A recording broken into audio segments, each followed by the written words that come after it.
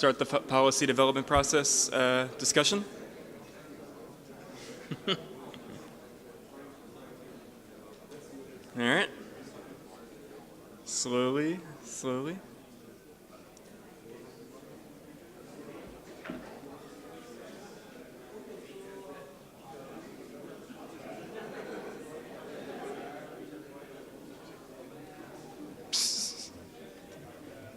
This was working. Yeah. But I need to get this working before we start. Yeah? You want to skip it? Yeah, but no, I want to make it work first. Oh.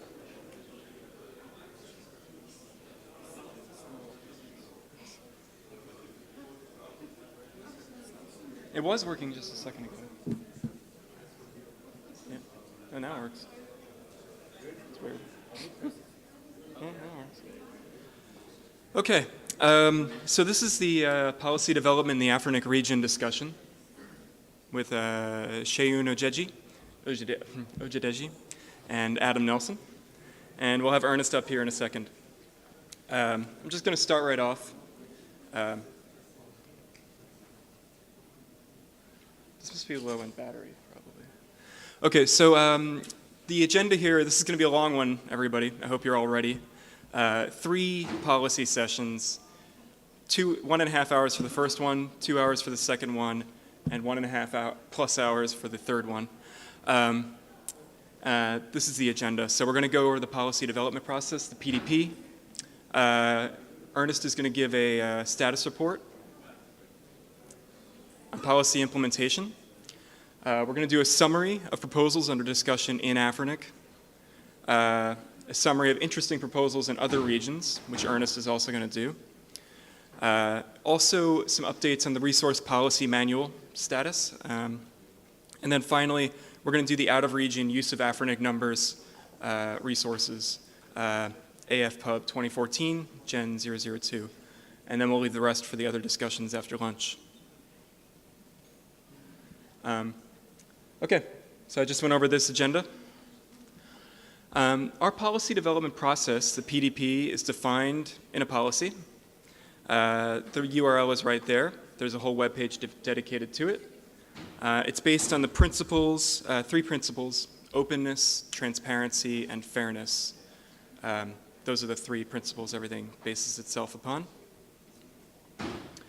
This is the basic outline here. There's some stuff that's been left off of this, but all the text is the actual policy. Essentially, anybody can submit a proposal. There's no definition of who may not submit a proposal. Anybody submits a proposal has submitted it, and therefore it's part of the process.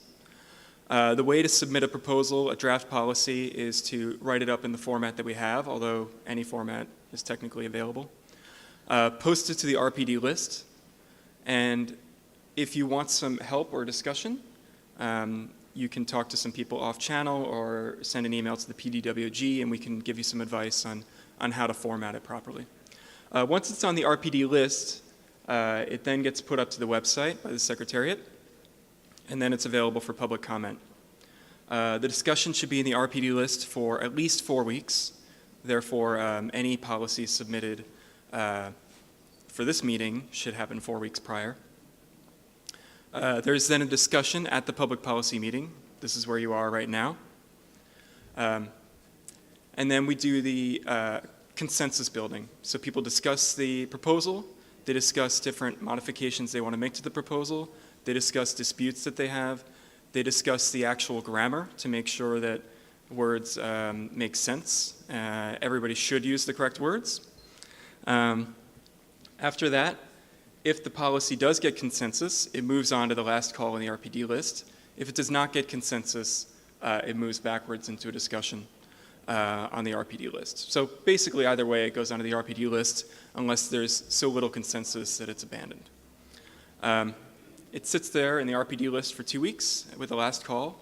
If nobody has any disputes, it moves on to be ratified by the Board of Directors. The PDWG will be written up, they will write up a report that gets submitted to the Board of Directors for approval. And then at that point, the Board of Directors shall approve the policy. At that point, it gets implemented by the AFRINIC staff.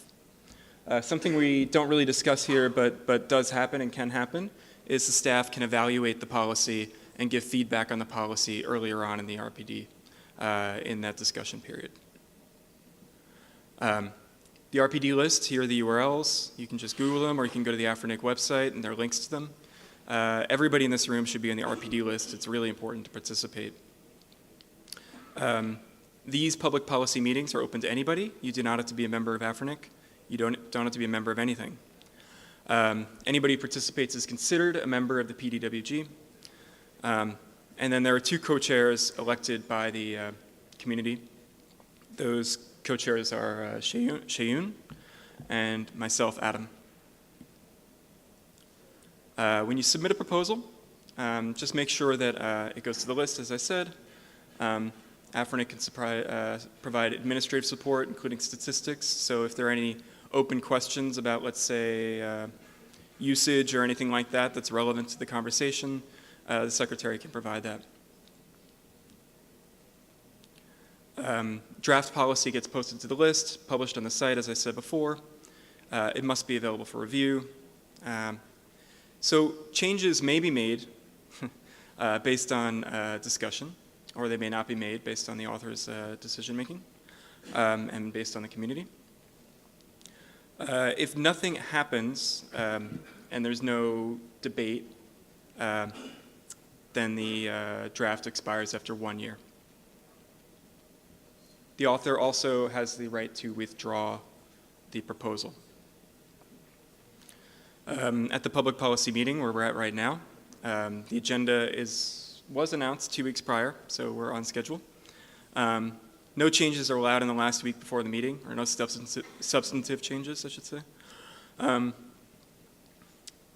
the co-chairs, myself and Shayun, determine consensus based on the results of this meeting. If there's no consensus, then it goes back to the mailing list, and we'll meet up again in 6 months to discuss the same proposal, unless it gets dropped or abandoned. Also, the minutes are published within 3 weeks after the meeting. We'd like to apologize that the previous minutes took some time, and certainly more than 3 weeks. Last call. This is only if there's consensus during the meeting on any given proposal. That goes back to the mailing list, and there's a 2-week response period for the last call. Once we've determined that there's consensus here and that the last call has no major disputes, then it goes on to the board. The board, we will recommend to the board that they shall pass the proposal, and then report discussions and feedback if there's any, and then it goes forward from there for ratification. At that point, it moves on to the secretariat, becomes an administrative function that becomes implemented by by whatever department needs to implement the policy. It should be less than 6 months after the end of the last call, and we'll get a update from the secretariat about what the actual status is on that. Conflict resolution, there is a discussion and appeal process for anybody who disagrees with the decisions of the co-chairs. That process, I believe it's 5 people, but anybody in this room, if they have any disputes, should bring it up in a public forum, namely here, and we can discuss next steps for conflict resolution. And that's all outlined in the URL presented previously. Also, the process can be modified at the discretion of the co-chairs in the case of an emergency. Okay, so now I'm going to move on. I'm going to call up Ernest to discuss some of the recently ratified policy proposals that we've brought up, and hopefully he has some information from the Secretariat.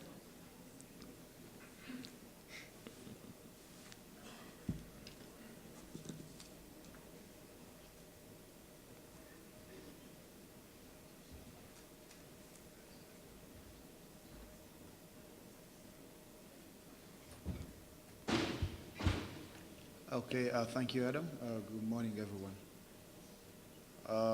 Since the last AFRINIC meeting in Djibouti, two policy proposals have been implemented. These had been ratified much earlier, but they were not implemented at the scheduled date that they were supposed to be implemented because of the reasons that were actually communicated to the community. We were doing some major works on upgrading and enhancing our WHOIS code to adding some functionalities and features and moving it from a previous implementation to I think one based on Java, and these delayed the implementation of these two, but they were implemented recently. The first one is the Anycast assignments, the policy that for Anycast assignments in the AFRINIC service region. So it is now possible for members to request space that can be used for Anycast purposes and deployments. It was not possible before until this proposal was ratified. And the same proposal allows LIRs to use part of their allocation for Anycast deployments. And any space, any block that is used for Anycast purposes will appear in the WHOIS database with the status of assigned-Anycast. That's how it's identified. The second one, no RDNS unless assigned. This one,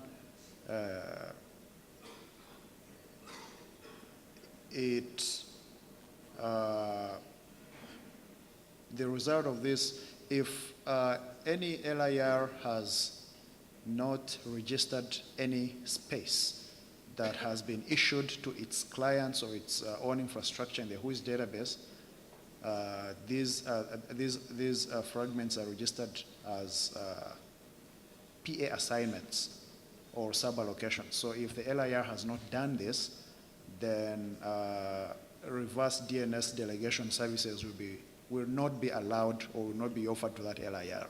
So this is what this policy is all about.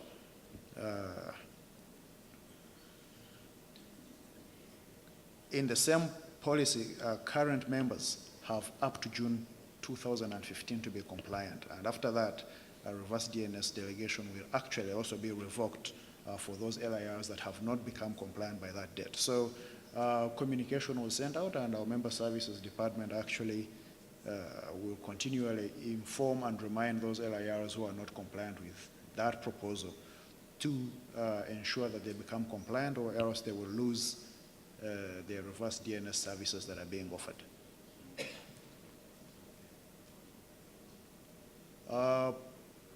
These proposals are what are going to be discussed today. The first one will be the out-of-region use of AFRINIC Internet number resources. The next one, the AFRINIC WHOIS database update process. The third one, Anycast resource assignments in the AFRINIC region. Yeah, it is appearing here again because the authors made some edits, some changes, some enhancements to the current proposal, as they will be sharing with you. Then resource reservations for internet exchange points, and another proposal called the AFRINIC Service Guidelines. So these are all on agenda to be discussed today, and we hope we shall have enough time, and we hope that everybody will actively participate to make sure that these policies, at the end of the day, what will be ratified or will be in the interest of both our members and the community at large.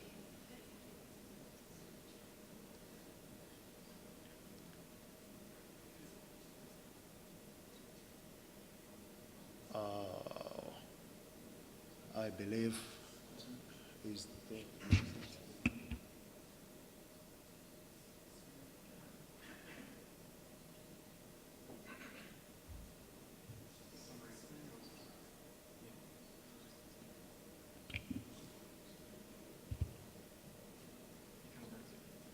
okay.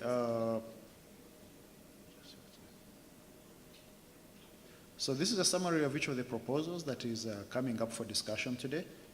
The out-of-region use of AFRINIC Internet number resources. Current AFRINIC policies do not explicitly allow or disallow out-of-region use of Internet number resources. And this proposal seeks to define a limit or impose a limit or impose a percentage on how much of the held internet number resources can be actually used outside the region. more information will be coming from the author when he comes up to talk about it.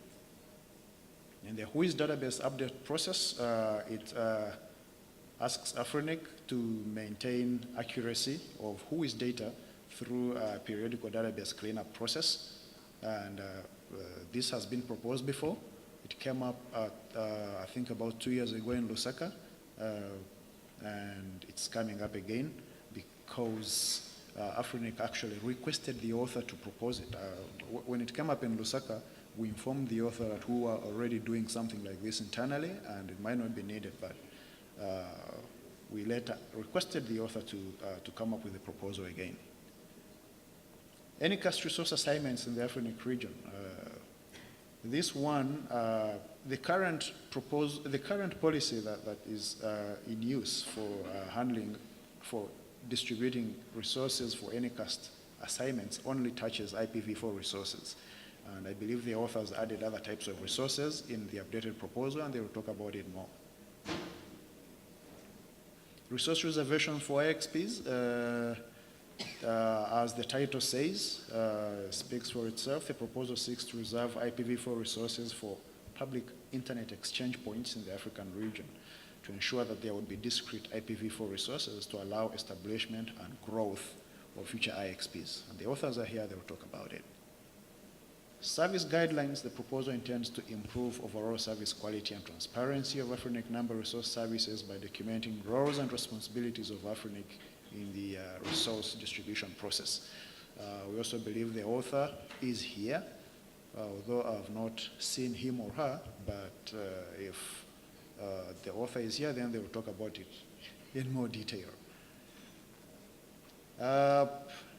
In the next few minutes, let's quickly look at what the other RIRs are talking about. I think in the morning, the presentations from the other registries, some of them highlighted what proposals are being discussed in their regions. But we thought we could pick a few that are interesting that maybe might also be of relevance to us and share them with you. In the ARIN region, there is the out-of-region IPv4 address usage proposal. We picked it up to share with the community here because we also have a proposal here that limits or defines out-of-region use. The content might not be similar, but I think the intent is the same. So in the ARIN region, the current policy neither clearly forbids nor clearly permits out-of-region use of ARIN registered resources. ARIN registered resources may be used outside the ARIN service region. Out-of-region use of IPv4, IPv6, or S numbers are valid justifications for additional number resources if the applicant is an ARIN member in good standing and is currently using at least the equivalent of a /22 of V4, a /44 of V6, or one ASN within the ARIN service region respectively. The services and facilities used to justify the need for ARIN resources that will be used out of region cannot also be used to justify resource requests from another RIR. So for those of you that are keen on seeing what the discussions are on this proposal, feel free to subscribe to the ARIN policy discussion mailing list. It's on their website, and you can see just to compare what they are talking about with what we are talking about. In LACNIC, they are also having a proposal similar to what we have here, creation of an IPv4 reserve exclusively for IPv6 deployment, where we're creating a reserve for IXPs. For LACNIC, it's a reserve for IPv6 deployments.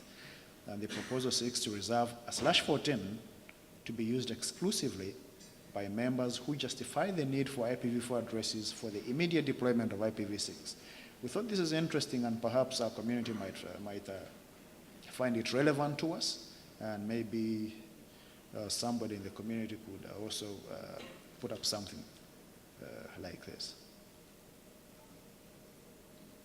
Another proposal at LACNIC, they are discussing inter-RIR IPv4 address transfers. So as you've heard earlier from the presentations from the other RIR representatives, so far only RIPE, APNIC, and ARIN can transfer address space between themselves, IPv4 address space.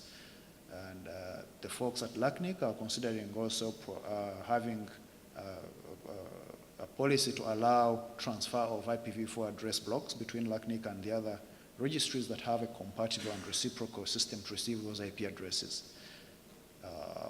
You can read through the proposal on the LACNIC website. Just for your information, we had a proposal here like that about 3 years ago, although the community rejected it overwhelmingly. But nevertheless, it's for your information in case anybody in the community thinks perhaps this is the time for such a proposal again. In the AFRINIC region, we did not find any proposals under discussion on their website at the time of compiling this report. If anybody from AFRINIC is here and thinks this is a misrepresentation, please feel free to let us know what's happening.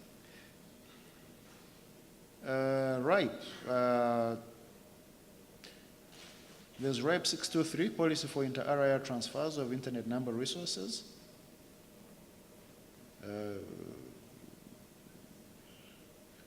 I believe RIPE already has a policy for transfer of IPv4 space between RIPE and the other areas, right, Maka? No.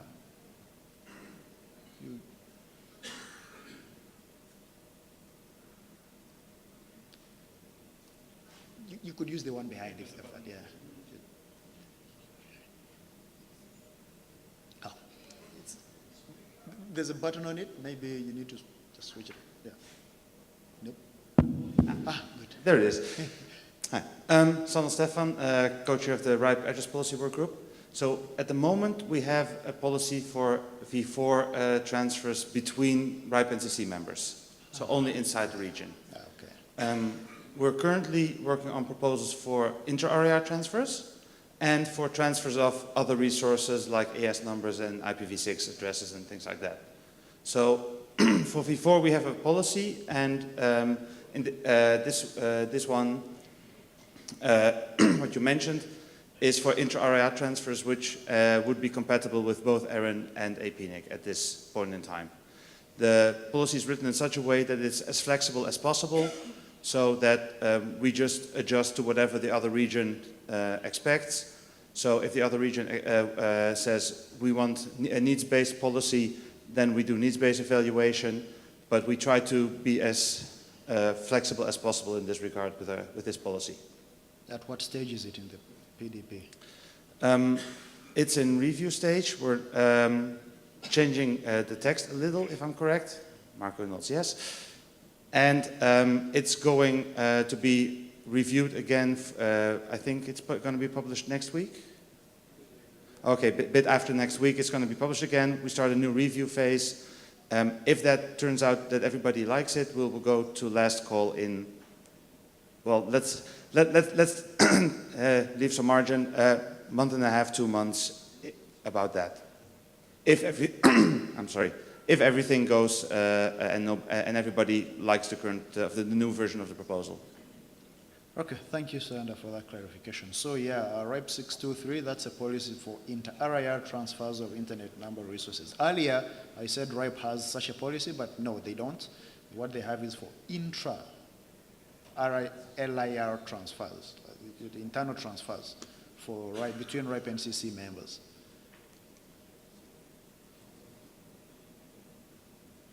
So that's the brief update on what the other regions are talking about. The other quick update we wanted to share with you is the resource policy manual. The resource policy manual is something we've been working on. We're actually trying to combine all our policies into one document. The other regions have, some of the other regions have done it. I think that would be LACNIC and ARIN, and we thought the concept was nice, and we tried to do the same here. AFRINIC staff drafted that. It's just a simple gathering of all the content in all the currently active policies and putting them into one document that is easy to refer to and easy to look up. So there are no changes at all to any of the policies, but just merging the content. All future policy proposals after the implementation will be reflected as changes to the manual. Policy proposal numbering remains unchanged, although I will talk about this a little. All previous policy documents are going to be archived, and update guidelines for the manual will be published. This was a rough timeline on what we did on this. In November 2013, we presented the concept to the community. In January 2014, we made a public call for comments. About 3 comments were received, which means everybody else was okay with it. In March, we compiled the comments and incorporated the edits. April 2014, we recommended the final draft to the board for approval.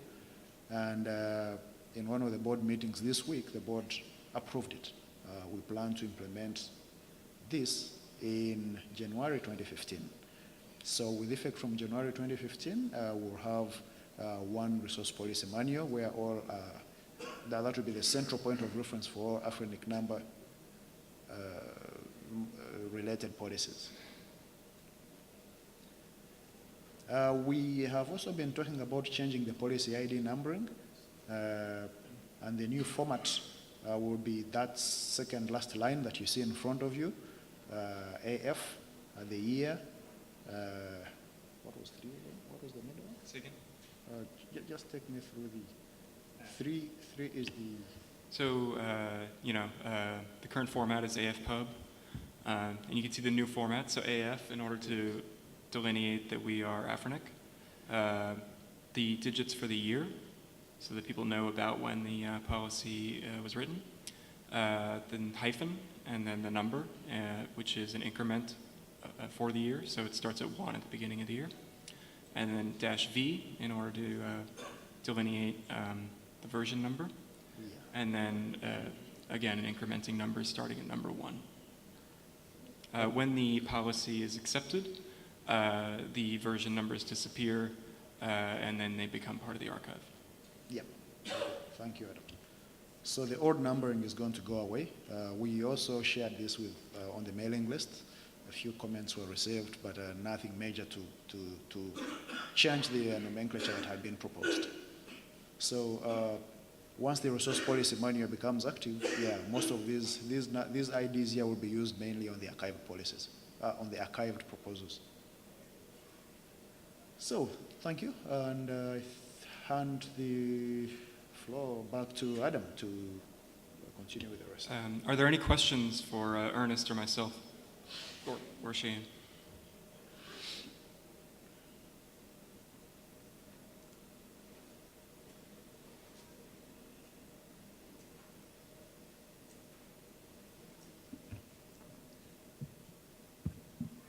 The current numbering format comes from the PDP process. It's a policy that we have in place.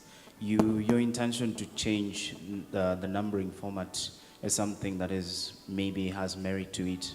However, the previous numbering comes from our policy. If we intend to change this, we might want to pass it through that. Yeah, Douglas, thanks for raising that. We looked at that before proposing the numbering, and the numbering format is not part of the PDP. The PDP just recommends that the proposal should have an ID, but the format is actually not explicitly specified in the PDP itself. So that can change by, either can be changed by the Secretariat or whoever is in charge of administratively supporting the PDP. Thanks, Douglas. Okay, my name is Grégoire Eoumi. I will speak in French.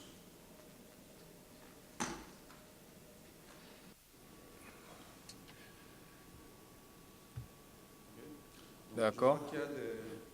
I see that changes that are proposed for the format, but what I noticed that most of the policies don't respect the format that we had.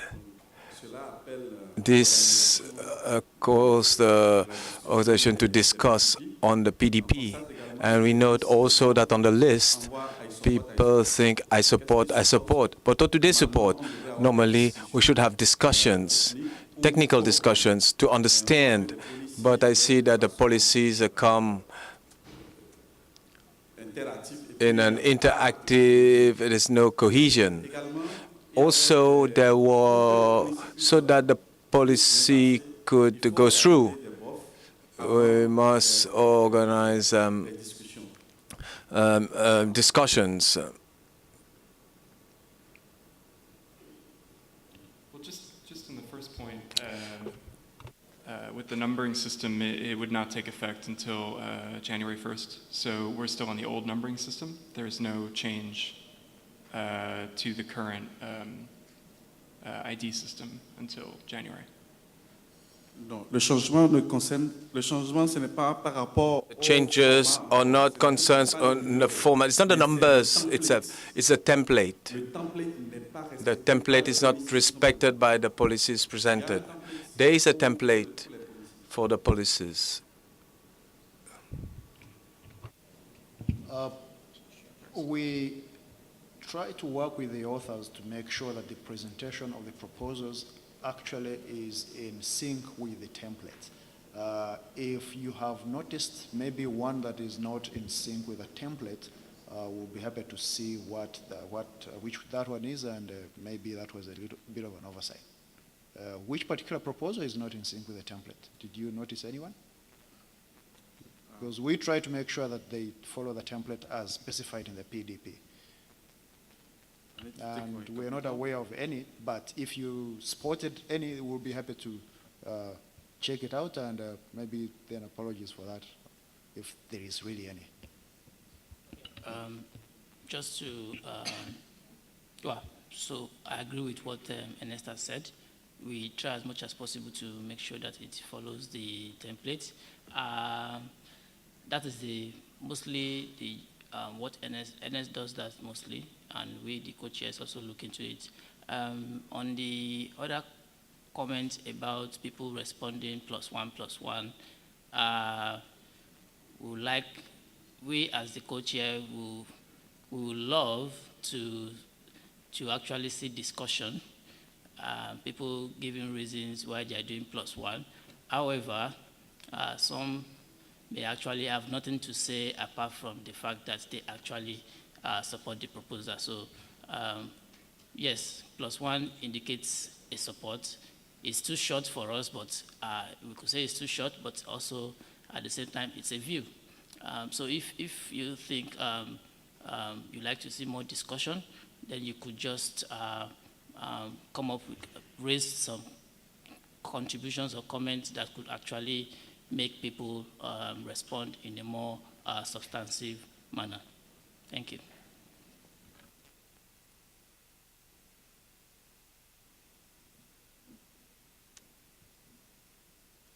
Hi, this is Alan Barrett.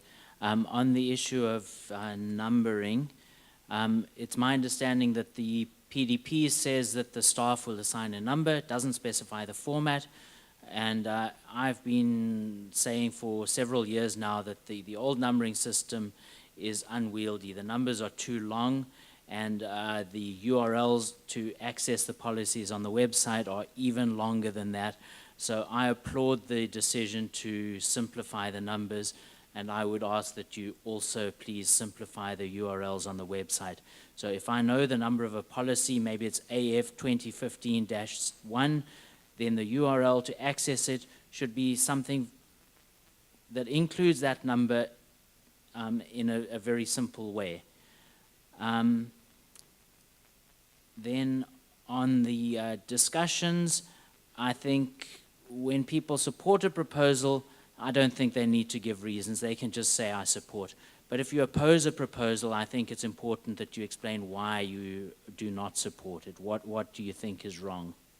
Okay, thanks. Thank you, Alan.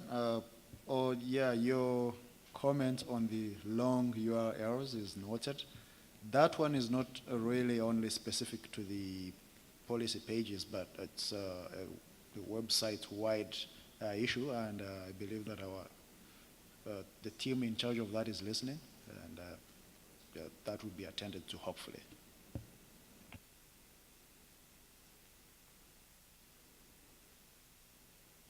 Please. Thank you, Tijani Benjamin.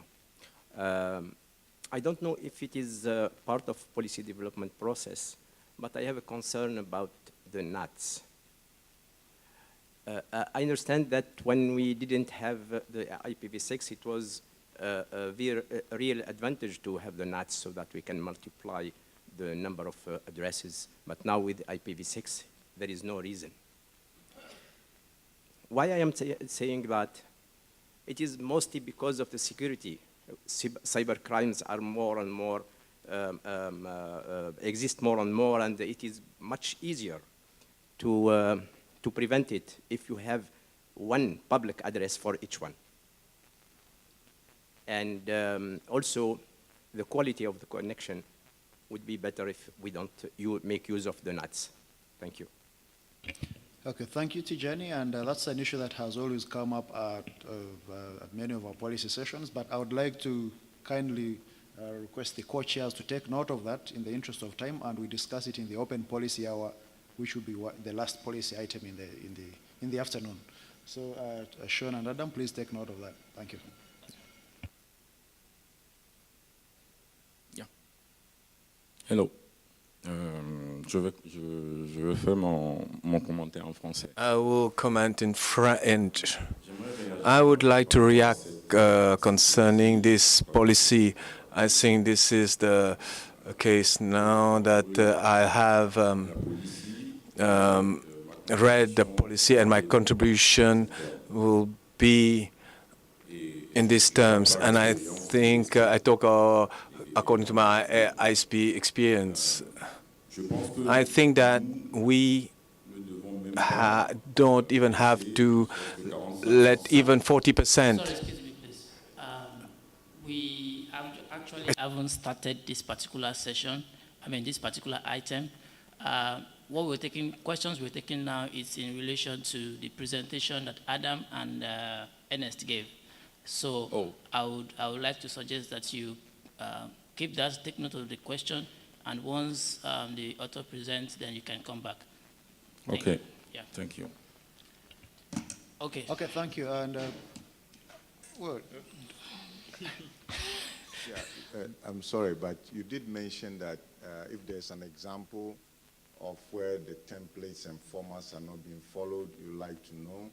I think take another look, because I think the NACAS, for example, puts in the header, as you requested, the various policies that may be amended, are being amended or affected, but the out of region doesn't. So perhaps you need to take another look at all of them and encourage them to follow precisely that format. I'm coming only because you mentioned if there's an example, we should let you know, and I'm suggesting that there is a difference in the format between, as an example, the NACAS and the out of region. But we should be striving to make them all consistent. Okay. And I think the idea of the buff before may be helpful. So I add my comment on that. Thank you. Okay, thank you, Dr. Nee, for pointing that out. Okay, thank you, Ernest and Adam. Thank you, Dr. Nee, for that observation. We will look into that. If I recall correctly, I think out of region as a revision, a revision, maybe we did not put that revision reference. Thank you very much for that observation. Would be good for, if you notice that, please just send it to us by mail. There's no really need to wait until we get to this face-to-face before correcting that. We are human beings also, so we could make mistakes.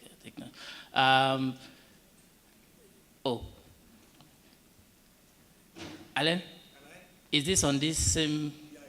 Okay, please go ahead. Please. Okay, this is Alain Aina. Do we have any deadline for policy submission? That's correct. We have, so 1 week before public policy meeting, that is the deadline. Deadline in terms of if you want us to present your policy at the face-to-face. So it needs to get to us 1 week before, the update update. Okay, so I need to be specific. The update needs to get to us 1 week before, but a new policy needs to get to us, must have been discussed at least 4 weeks on the mailing list. So let me also strike a distinction. 1 week is the 1 week of us receiving it, not 1 week of staff publishing it, because at times we receive it earlier, but it takes some time before staff actually publishes it. So we take into consideration the time that the author sends the draft update. Thank you. And please allow me, Co-Chair. I think there are two aspects of it. Deadline for submission of new policy proposal if you want it to be discussed, and deadline for submission update before the meeting. Yeah. So my main concern was about the submitting a new policy proposal. Yeah. For example, we have one policy proposal who has been submitted on the 26th of October. So are we allowed to discuss this at this 26th October. So are we going to discuss this at this meeting? So this is the concern.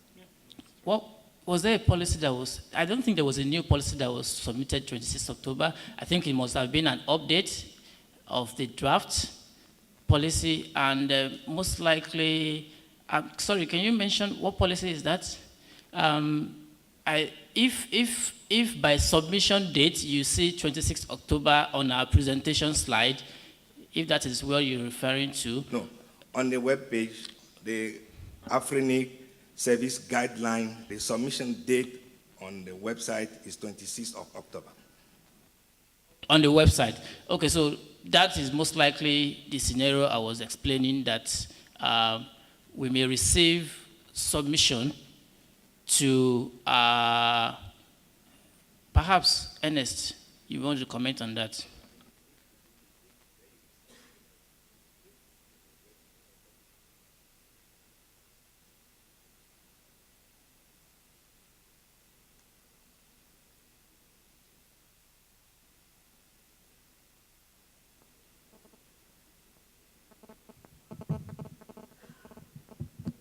Okay, I have not checked exactly the date it was submitted, but in any case, if you say 26th October, that's where 1 month before today. So yes, it's okay for that policy, for that proposal to be discussed today. Unless I did not get exactly what. Are you suggesting it's not supposed to be discussed today? I think, yeah. Because it's well within the timeline that is specified by the PDP. I consider that this meeting start from 22nd, then I do not. Yeah, I understand what you're saying. In 1 month. And I'm sure that when people at the meeting, they are busy doing training workshop, they may not concentrate on the policy. So it depends on how we want to interpret it. So don't. Okay. Don't. Yeah, you've raised an important question. Although you said the meeting is, it's assumed the meeting started on 22nd, but the PDP says 4 weeks before the meeting. So we're wondering whether it is the start of the 7 days meeting or this meeting where we're discussing policy discussions. That's actually a bit of an ambiguity we've talked about before. So, but either way, it's still well within the 4 weeks specified by the PDP.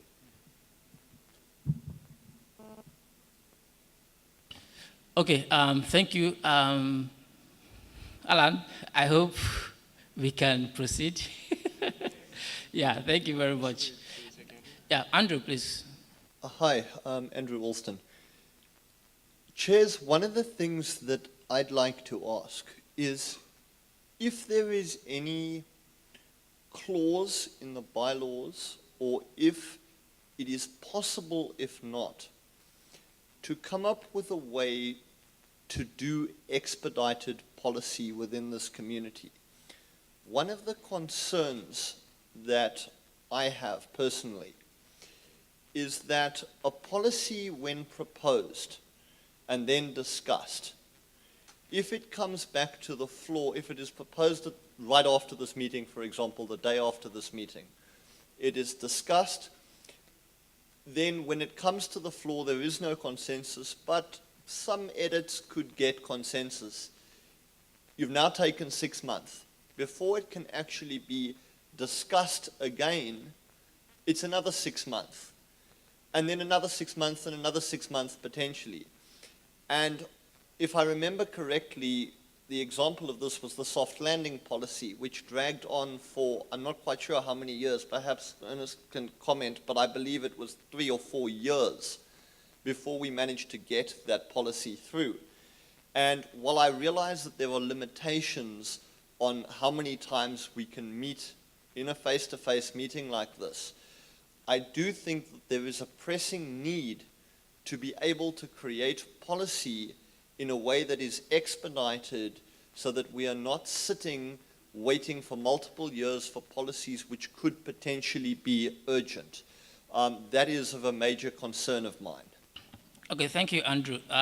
Before Ernest says something, I'll just quickly mention that there is indeed a process for expedited policy. So if there is actually a need for that, I'm sure the board knows what to do. Usually that is something that is mainly very urgent. And however, if you then think a process which has actually, a policy which has actually been submitted through the normal PDP process, we currently don't have a process to take it out of, and it needs to go through the PDP. If there's a policy that needs to go through the expedited mode, it has to, from the beginning, go through the expedited mode. That's what we have at the moment. If it needs to go through the PDP process, then we have to go through the consensus, last call, etc., etc. However, perhaps Ernest may have more information about that. Just one comment, Chair. I believe that the expedited process you're referring to, if I'm correct, I can't remember the exact section of the bylaws, refers to where the board can propose expedited policy and then wait for it to be ratified at the next meeting. And while this could be helpful, I would ask that we also consider where policy is coming out of the community that is considered urgent by the community by some or other indication that takes this away from just the board, because I think that the community should also have a mechanism for dealing with policy in a faster way. That's just my opinion, and I'd be happy to hear thoughts and comments on that. Thank you very much, Andrew. I think these are very important points. Can we please pause all this and let's take it at the open hour during the open mic, so we could actually maximize the time, so that we could expedite the policies we need to discuss today. So on that note, I'm going to call on Douglas to come and present talk about his policy proposal. He's going to be talking about the out-of-region use of AFRINIC internet number resources. Douglas, please.